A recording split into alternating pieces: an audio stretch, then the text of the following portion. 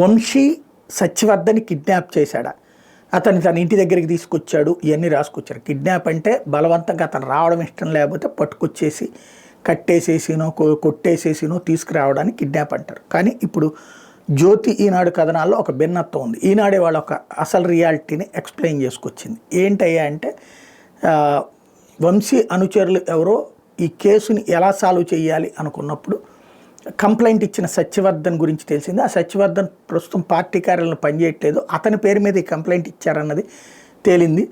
అతను అంతకుముందు కంప్యూటర్ ఆపరేటర్గా చేశాడని తేలింది. కాబట్టి అతన్ని బేస్ చేసుకుని అతను ఎక్కడ పనిచేస్తున్నాడంటే హైదరాబాద్లో పనిచేస్తున్నాడు, వంశీ కూడా హైదరాబాద్లో ఉన్నాడు. కాబట్టి పిలిపించి బార్గెయిన్ చేశారు. అందులో 40 లక్షల రూపాయలు క్యాష్ ఇచ్చేటట్టు కేసు విత్డ్రాయల్కి, ఆ 40 లక్షల రూపాయలకు గాను ముందు నమ్మకం కోసం అడ్వాన్స్ ఇచ్చేటట్టు ఒక 20,000 రూపాయలు. తర్వాత ఇతను 164 స్టేట్మెంట్ మ్యాజిస్ట్రేట్ ముందు ఇస్తాడు. ఆ స్టేట్మెంట్ తర్వాతన ఆ స్టేట్మెంట్ని రిజిస్టర్ చేసిన తర్వాతన దాన్ని బేస్ చేసుకుని హైకోర్టులో క్వాష్ పిటిషన్ వేస్తారు. ఆ క్వాష్ పిటిషన్లో ఓకే అయిపోయి ఈ కేసు మొత్తం వంశీ మీద అనుచరుల మీద కొట్టేస్తే ఆ తర్వాత మిగతా డబ్బులు ఇచ్చేటట్టు అన్నటువంటిది ఒప్పందం కుదిరిందట.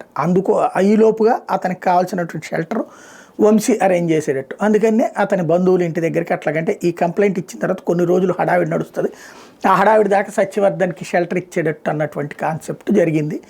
బట్ ఆ తర్వాతన వీళ్ళు సీరియస్ యాక్షన్ బిగిన్ అయ్యాక ఇప్పుడు అదే కుర్రోడు తనని బలవంత పెట్టి బెదిరించి కిడ్నాప్ చేసి ఇట్లాగా 164 స్టేట్మెంట్ ఇప్పించారు అని రేపు సోమవారం నాడు తను మళ్ళీ 164 స్టేట్మెంట్కి రివర్స్ స్టేట్మెంట్ ఇవ్వబోతున్నారు.